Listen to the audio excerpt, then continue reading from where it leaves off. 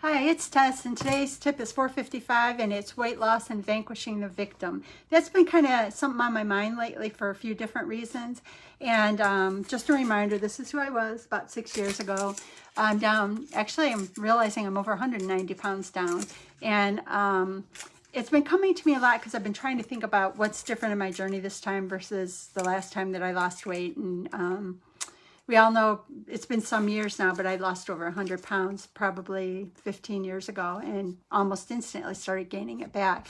And I think that what I've been thinking about a lot is that the difference is I had to get out of that place of being a victim. I didn't know how I got where I was, and everything was falling apart and nothing was supporting me, and I felt lost. And finally I had to kind of step up and realize that if I switched that and I became more engaged and more determined, that the support around me would get me there. I think the support was always there, but the problem was unless I was able to pull up my bootstrings and take the steps, the support that I thought was missing was there, but I couldn't reach it because I couldn't get out of my own way. It was me that was blocking myself. And I think that I had fallen into a victim mode. When I got to a BMI of 60, of course, I felt horrible. And I felt like it was something I couldn't surmount. I couldn't get over. And it was very, very small steps, which is almost, you know what, it is pretty much every mentor out there will tell you, you got to take the small steps, turn them into practices that become habits, and then you take the next little small step that you turn into a practice that you take a habit, and then just watch that once you build it to a habit, you keep it a habit. If one day goes by, you get it going. And I think that's been the greatest gift for me because I always took on too much. And when I took on too much and I failed, I was a victim. See, it doesn't work, it doesn't work, it doesn't work. And that was really hard for me because I really wanted to win, but I always took on so much so fast I couldn't win, no matter how hard I tried. And I don't know why it's been on my mind lately, but I always have to hold on to, and maybe it does go back to Sundance when I got stuck on the zip line. I had a choice. I could ask for a rescue or I could ask for help getting to the end. And I'm grateful that I took getting help to get to the end. Because I do believe that there's a point where we can't be rescued anymore. And I know I mentioned this, it was an emotional thing for me at the time that it happened, but I'm realizing that I think that the network to help has always been there. There's always been somebody who wanted to have their hand out to study or the hand up, but the problem is I was the block. And it's that victim label that it was like an albatross around my neck that I couldn't move forward. So I guess if any of you are out there, especially now for those of us in the US going into a holiday weekend, you can try to think about, like, as you go into this weekend, are you going to do things that support you so that you can move forward, or are you going to carry that albatross around your neck? Nobody deserves to carry that. And I know it sounds simple and it's not simple, but it's so worth it to be the changing of my thoughts, like putting myself in a place of feeling good, the place of being positive affirmations. Doc V does them with his daughter every single day. And I'll tell you, for me, it was life-changing to kind of take those filters that weren't supporting me and push them out. Hi, Karen, good to see you. So nice to have you here with me. And I know that for me, the victim mentality was really a tough thing for me. I carried it, and it was an albatross around my neck. The thing that really pushed me past it was when Doc V started talking about, and he's the first one who really introduced me to the law of attraction. I've done studying with Zara Mahoon too now. She's been mentoring me with law of attraction. But when he finally kind of explained that fat filters thing, and I realized that I had put myself in the place of being a victim, and I started putting those positive thoughts. That was the mindfulness that everyone talked about, that I did exercises, but it never connected for me.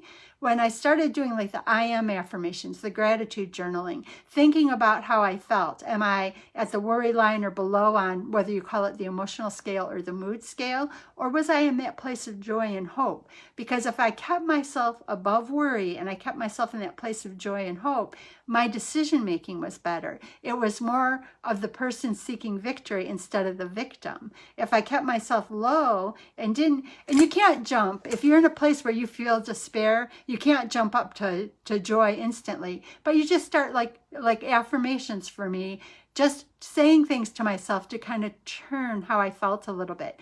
And it took a lot of work. I have told the story before that I listened to some I am affirmations. I had like a 3-hour block of them as I was falling asleep one night. And I like sat up in bed because I swore I heard it say, I have enemies. And as Dr. V says, I leaned back and I rewound that affirmation and it said, I have inner peace. Now, isn't that kind of telling? My head heard, I have enemies, but the actual video said, I have inner peace. Yeah, the emotional aspect of our feelings takes a lot of work. And I never realized how much that was blocking me. And I'm so grateful that I've learned that this time. And what it's let me see is that there have been so many people around me that wanted to support me and help to see me get through it. But I was blocking it. And I was blocking it myself without ever realizing it and labeling it a victim. And that was really hard for me to finally recognize that. And I see a few people on, so thank you for being here. But it was hard for me to finally realize that I was carrying the albatross. And the only one who could take it off of my neck was me. And it was a lot of work about self-worth and confidence, especially after I had lost over 100 pounds and gained it back. That really almost put me deeper into it.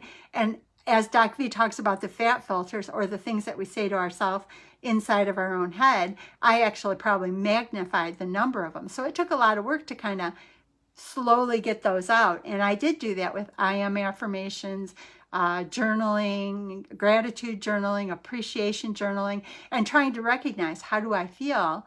And what can I do to make myself feel just a little bit better, which is law of attraction. We know that what we think about, we get drawn to. If we start thinking about a white car, inevitably we're going to see a million white cars, because our mind knows that that's what we're thinking about. So we're going to draw to it.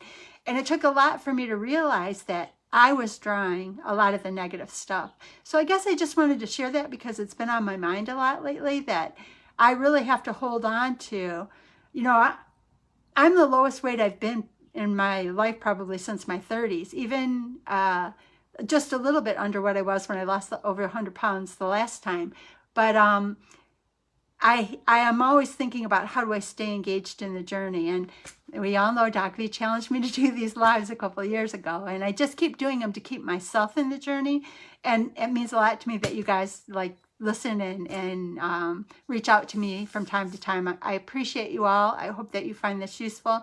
And remember, this weekend when you're out there with your friends and your family, don't carry that albatross. Make sure that you go into this weekend with joy and excitement, and know that you can make the choices. You're not a victim. You can be a victor in every area of your life. And that's my hope and my wish and my deep desire for you, is to find the things in life that are joy and happiness and love. My life and my world is opening up to things that I never even dreamed were things that I wanted to do. And I want to see that for everyone. Our days here are limited. So let's try to stop letting those negative thoughts cloud our vision. Push them off to the side little by little and build up that positive affirmations, that positive meditation, the journaling, so that we can open our eyes and see all that this amazing world has to offer for us. It's beautiful when you can finally start to let that talk that's leading you down the wrong path, when you can start to replace it with some of the things full of hope, love, and joy. Thank you, and I wish you a holiday weekend full of hope, love, and joy. Thank you.